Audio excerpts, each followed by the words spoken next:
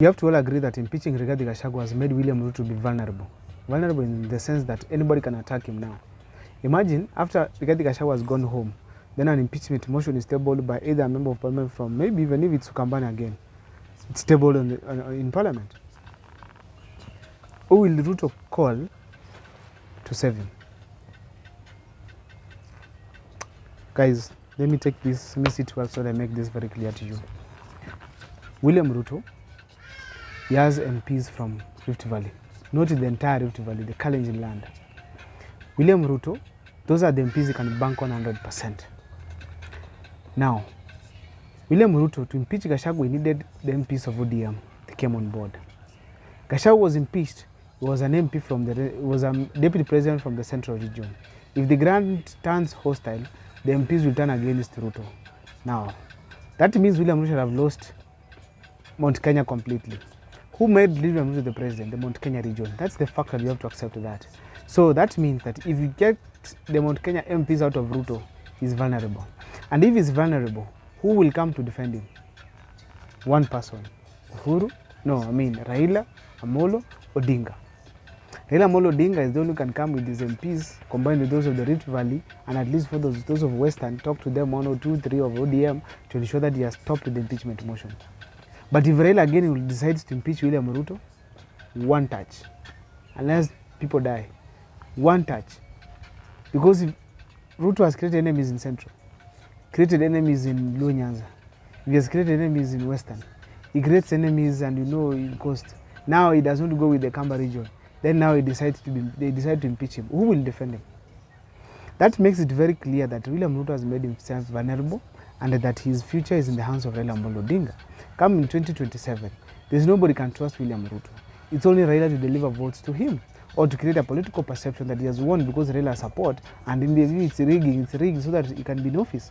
But the fact remains here very well, it is that so far as we speak, if the impeachment goes through, William Ruto officially will have so many enemies, making himself to be vulnerable, and that anyone can attack him from anywhere within the republic, any of these members of parliament. So therefore, we have to admit the fact that here, he has made himself a vulnerable person.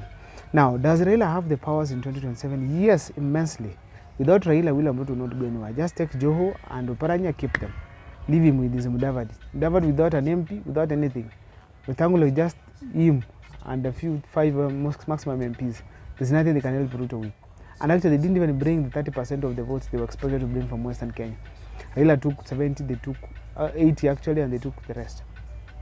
So therefore, it's very clear that in the Rift Valley, the Western region, Mudavadi and Wetangula, they cannot help. If you check very well right now, it's like Mudavadi is not there. The conversation is Raila, Ruto. Raila, Ruto, Gachagua. Raila, Ruto, Gachagua. Where is Mudavadi in this? Where's Mudavadi in this? So we have to be here very clearly stating that it is open and very clear that Rigathi Gachagua impeachment has made William Ruto vulnerable, that anybody can decide to attack him or not. So I want to watch the Kenyans in this country. If it is the time to be tabled the impeachment, just after Rigathi Gachagua, just table the other one. And this one not be tabled by the common man then. Yeah. So that we look at those appointments that were made. How were those appointments made? And without forgetting that, let's remember that there's this guy called Kamket. He made some serious utterances in his region. Even CIC is very, maybe it's very neutral. Please let us have this guy arrested, so that we can have every allegation that he was raising there be proven. Because it is very wrong when you say Kikuyu, Kalenjin. It's very wrong. With such kind of inflammatory words, I think that was not okay. So I think it is time now we can have William Ruto sit down and kule kiburi yake. He's right now vulnerable with his MPs and of course with Faruq Kibet and the rest. The only thing they need right now is to be the baba to the end. Baba akisema left wana face huko, akisema right wana face huko, akisema up wana jump. Now we have to admit that if you check what is happening right now in the Kenyan politics, it's true. William Ruto can go home anytime. He can go home. Therefore, we need Kenyans to stay together and Raila kucheza kaya. If it's time to talk about 2013 elections that was stolen, it is now. If in 2017 it was also stolen, it is now. If it's 2022 it was also stolen, it is now. When now you have the powers to decide where to touch and who to to touch. But anyway, Raila Amolo Odinga cannot do that. No, Raila Odinga is very loyal. Oh God, there's no one loyal in this country than Raila Amolo Odinga. When Uhuru Kenyatta needed a person to stand by himself, by his side, Raila Amolo Odinga was there for a handshake. When the cost of fuel went up, the cost of unga went to almost 250. Raila Amolo Odinga was by his side. When the loans were coming to Kenya from right, left, and center, all those monies chewed. Raila Amolo Odinga was the next person after Uhuru Kenyatta. So that means Raila Amolo Odinga had the powers to decide most of the things in the country, even if it was tough or easy for Uhuru. He was still with him. So openly speaking here, you have to admit the fact that Raila Amolo Odinga is right now going to control the country, because I even saw Irungu Kangata with him. That means they were taking a photo of acceptance. How is it that suddenly Irungu Kangata's name has been mentioned and is moving around the country meeting Raila Amolo Odinga and the rest? Perception.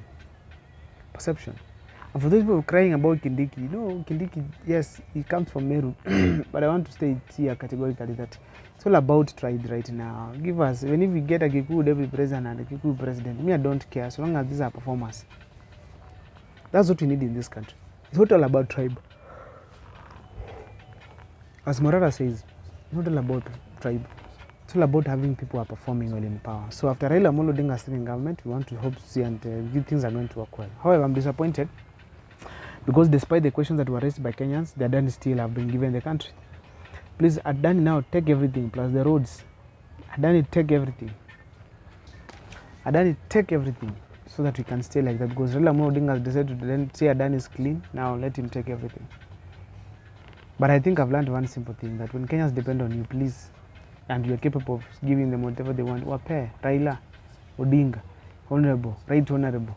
Please, if Kenyans depend on you to say no to Adani, please say no, at least for once. Hey, just for once. So that the country can feel that you have at least an inactive but good opposition. Man, you can do opposition from inside.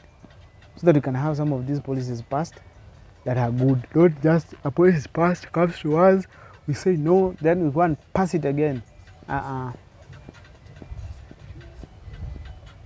It's not fair. Not fair. So we need our opposition to really work. Kalonzo Musyoka, clean your team, make it active, and come as an option in 2027. Okay? You can be a prime minister in this country. A good speaker, Kalonzo Musyoka. Once you are any of those, that means in this country you'll be able to move far. Because you are so wise that if you are sitting on that speaker seat, you're going to be doing some things that Wetangula keeps on doing. Because as a country right now, one of the problems we have, it is the issue to do with one simple thing: performance.